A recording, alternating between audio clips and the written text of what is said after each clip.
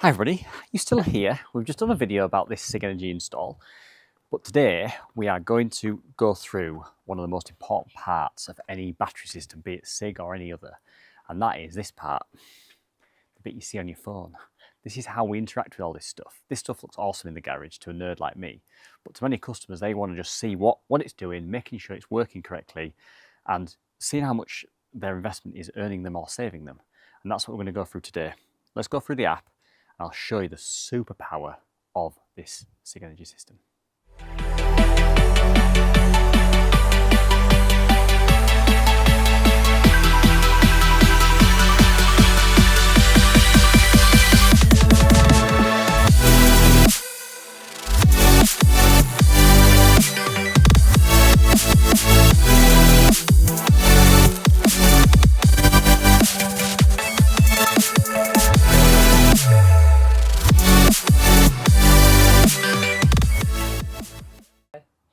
If you haven't already watched that other video about this full install here in Derby, then you don't need to rush off now. You can watch this one, stay with us here. But once you've watched this one, have a little look and I'll show you how it's all gone together, where everything's powered from, and some of the physical elements of the system. But anyway, let's catch up with this app and I'll show you everything that it has to offer. Okay, so let's go through this Sigenergy app then. So this is for this property, obviously, and we can see here initially we've got the amount the solar is producing. So we're producing 1.9 kilowatts from those 30 solar panels up on the roof. That is feeding down into that little Sigenergy stack, and then it's been distributed back through the gateway and into the house. The house is currently using 700 watts, so 0.7 kilowatts, and we can see there then the difference between what the solar is generating and what the house is using. We've got 1.3 kilowatts being charged and put into the battery. So that is now charging up the battery whilst also supplying the house with power. So that energy is coming down from the panels, going through the battery and the inverter that's behind us, through the gateway and into those house circuits. So it's been used. We can see crucially there that the grid, which is in the bottom right corner of that little infograph there, we've got 0 kilowatts. So we're not drawing anything from the grid and we're also not sending anything back to the grid. Charging the battery, ready for use later on, but also supplying what the house is using now. We can see there as well that we're charging the battery at 1.4 kilowatts now, and we're 81.1% charged. We'll come back to this graph in a minute, but I just want to take you down the rest of it. So we've got usable capacity, so current battery level. This is really cool from Sigenergy here. So what we've got is we've got the battery, so the tank of the system as I usually describe it to people, and we can see that 19.17 kilowatt hours, so 79.3% of what's in that battery has come from the grid. And that's because this customer charges his battery up from the grid on cheap energy to run his house. And that'll become more and more important the further into winter and the poorer times of year we get. We can see then above that we've got the yellow little bit here there, which is 0.43 kilowatt hours, and that is the amount of energy in that battery that's come from the solar power, and that's 1.8% of what the total battery capacity that's in there. So we've got usable capacity of 19.6 kilowatt hours. Now I've not seen any other battery manufacturers show people that level of detail in terms of what's in the battery. I'm pretty sure you can, in the discharging priority, you can say to the battery, right, make sure that you discharge that whatever it was, that 1.8% that's in there from the solar first before you eat into that cheap grid energy. Now, in reality, it's all just energy in there. It's not going to matter too much, but some people like to basically say, well, I'm only going to discharge my solar energy. I'm not going to discharge the battery energy, or I'll discharge the solar energy first. You can change that priority just by holding down that side and swapping that round. We'll leave it as it is for now, and there is an explanation there if you want that on your system, so you can see what's happening. If we scroll down, I'm going to go back to yesterday, just so we've got a full day's worth of data. This is again a different type of graph that I've seen any other system have, and this is the energy statistics for that day. So we can see here that the solar produced 20.1 kilowatt hours yesterday, and we can see then if I click on that 16.7% of that energy went over to the just to interlude this, we've got a full school emptying across the street. So if you hear some kids chattering, that's what it is. But we've got basically 20.1 kilowatt hours of energy that the solar produced yesterday, 16.71% of that has gone into the battery, 40.49% of that has gone to the load, so the house, and 42.8% has gone back to the grid.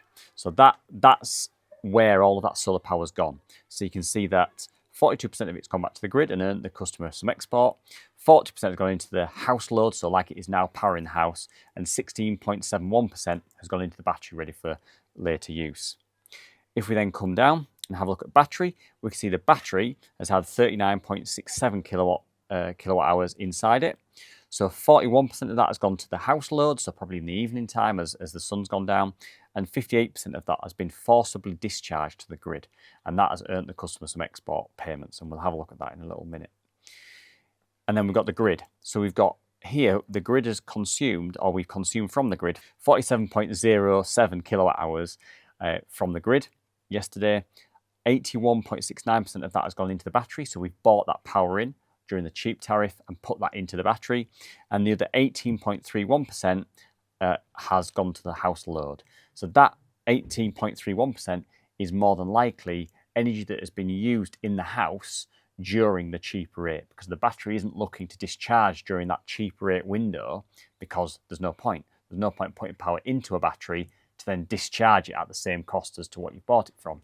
You might as well let the dishwasher or whatever it is you're running run during that cheap window, and then let the battery charge up from the cheap power and let the house use that cheap power when you get outside of that cheap window. So I reckon, even though it's showing that the house has used 18.31% of that grid usage, I reckon the majority of that will have been used on the cheap window. So if we scroll down, we can then start to see, and you can see that all reversed as well, so you can see where the battery power's come. But this is a really, really good graph, and one that I think we'll see a lot of manufacturers copying, to be honest. So if we open this up, so this is the power metrics chart. So this here starts to show what everything's been doing. And some of this is easier to view on an actual computer screen, but you can remove some of it. So if you only want to see what the solar's done, you can remove everything else. If you want to see when the battery's charged and discharged, you can have a look there. So you can see the battery charged up, anything below the line, the battery's charged up. And so it's charged up massively overnight. And then it has started to charge up a little bit during the day as the solar's come in. The grid, so we've got big grid usage during the periods as to where the battery's charging. You can see it's on the other side of the line, and that's buying power in from the grid to put into the batteries during that cheap window. And then load consumed. So we can see here that this is everything that the house has consumed. So regardless of where that's coming from, that's just how the house has used the power. So when it's spiked and to what level. If we have a look at the grid, this is when energy has either been purchased from the grid, so anything above the zero, or when energy has been exported back to the grid. So you can see there was a little window just there where it bought a little bit of power, potentially a high load coming on or something happening there that caused a little bit of grid consumption. But everything else has been below the line, apart from during the cheap windows where we bought power. We bought power in for a low price. So if we come back out of that, you can then get a bit of a roundup of everything that's happened. So the amount of solar produced, the amount of consumed load, the battery charged, battery grid exported, all this sort of stuff, all for that date stamp that we've just seen. Now this gets to where I really like this system. So if we open this up, this is the battery state of charge and price trend. So within the setup of this system that a customer can do and we can help with as a company, you can set how much you are paying for power at what time and how much you get paid for export. So you can see here that the yellow, that I'll remove and add back in so you can see it, that yellow part is the amount that the customer pays for power. So you can see around this period, we've got a low tariff window. So you can see on that little window that's popped up that the customer's paying around 7 pence per kilowatt hour during this period, but he's getting paid 15p to export it. And then if we drop over into this bit, it then jumps to just over 30p during the day. So you can see there's a big difference there between how much they're paying for power here and how much they're paying for power here. But the 15p remains the same. What we've also got here in the blue is the battery percentage. So we can see how the battery reacts over time as it's buying power in from the grid because of the cheap rate. So if we start off here, we can see this customer's got the AI function installed, which I'll talk to you about in a minute. But you can see that the AI decided, for some reason, to charge up really quickly during the cheap rate, which isn't unusual, get to 97%, and then discharge really quickly down to 36%. Not sure why it's done that, but that's what it's decided.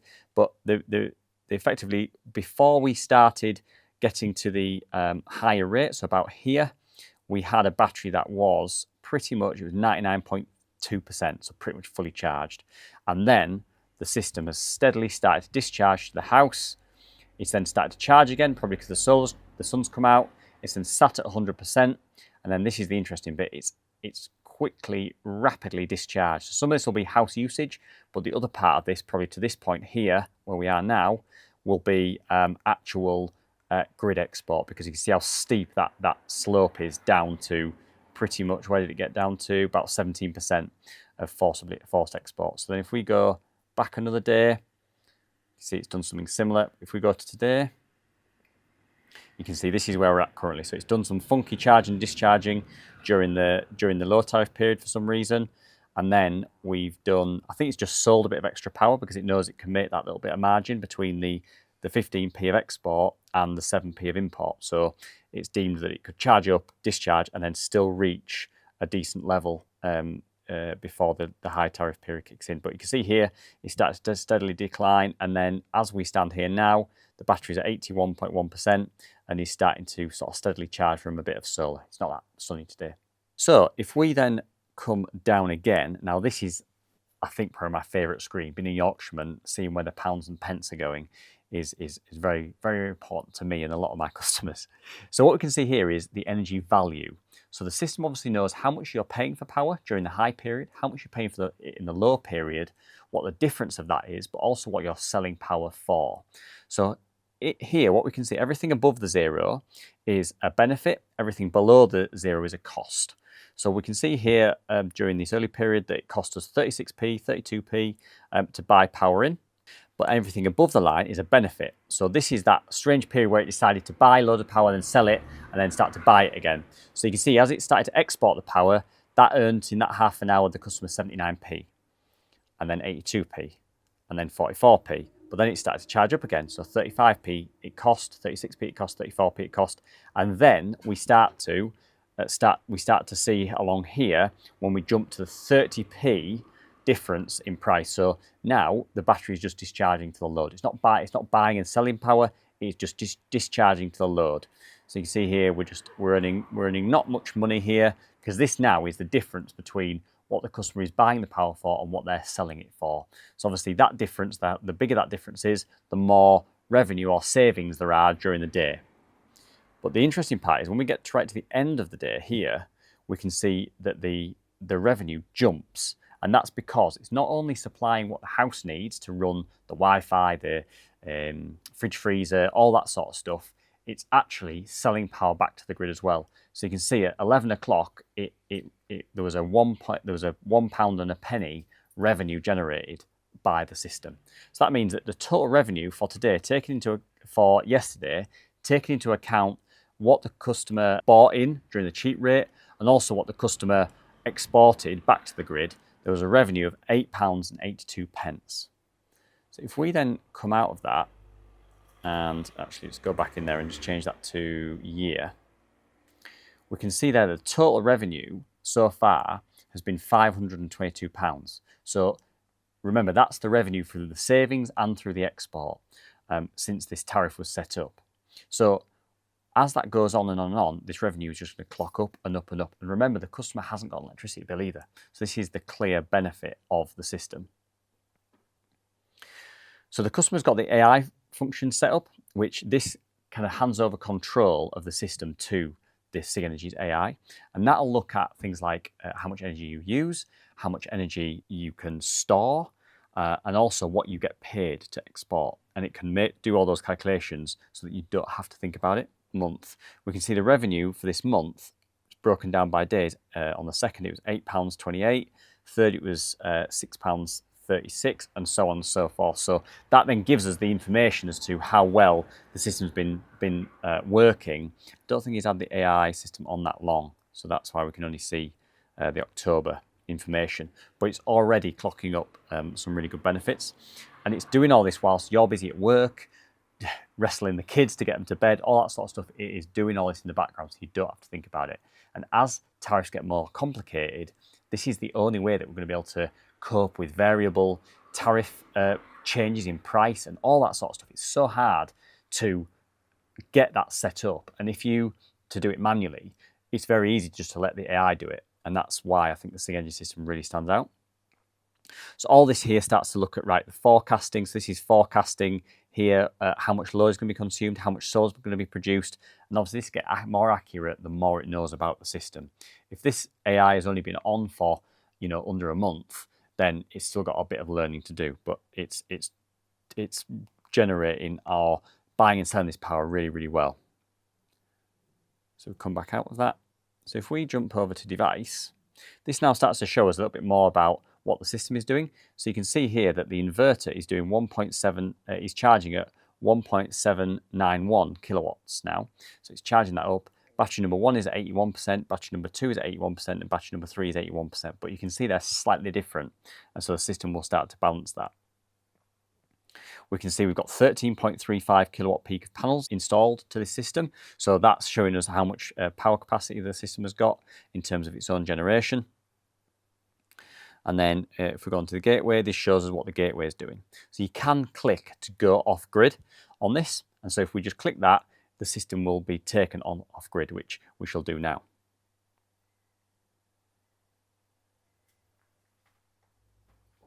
So there's been a clunk behind me. All the lights have stayed on. So we just wait for the app to catch up. The customer will now be getting a notification to say, by the way, your property has gone into an off-grid situation. You've got X amount of hours left. We can see the voltage is at 230, pretty much dead on. The frequency is at 50 hertz, pretty much dead on. And yeah, that's good. So the actual grid side voltage, because obviously there is still voltage coming into this from the grid, is at 242. So you can see there it sets its own voltage at 230 volts so that everything is happy and everything can continue to work. Grid size contactor is open, so it's disconnected. There's no generator here and the parameters of the system there. So if we click reconnect, so it may take a little bit of time to reconnect, which we won't sit here waiting for it because it can take a little bit of time, but I shall tell you when I hear the clunk. There we go. It's not taking as long as I thought. So now we're back on grid, so we can now start exporting power back to the grid and everything if required. There's a full explanation about the forecasting works on here, and it generates this AI explanation as well. Sigenergy have also integrated a function, like a technical support function, which will allow you to speak to an AI to find out where something is in the system. So if you're wanting to find out, how do I calculate X or Y or Z, instead of dropping me an email and me taking, you know, a day to come back to you potentially, you can ask the AI and it will help you to find that information out. But this system is really comprehensive. It is extremely intelligent, and the way that it displays information for me is the best one out there currently, and it's a massive threat to a lot of other manufacturers to go, look, you need to up your game on your app because this at the minute is eating everybody's lunch. So that is the Sigenergy app. If you've got any comments on any of that, or you want me to look at a certain part of it, then let me know. There's other things in there like manual control where you can ask it to do things because you want it to, or you can just sit back and let it do its thing, which for me, I'm a massive advocate of, because time is short, time is precious, and let the AI do it and let it earn you money whilst you are busy working and battling the kids. But yeah, on that note, I'll leave you to it. Thanks very much for watching this video. Please let me know if there's anything you want me to run through. If you haven't subscribed and all of that jazz, then head over to catch up with all of our videos. And yeah, we look forward to hearing from you. Thanks very much.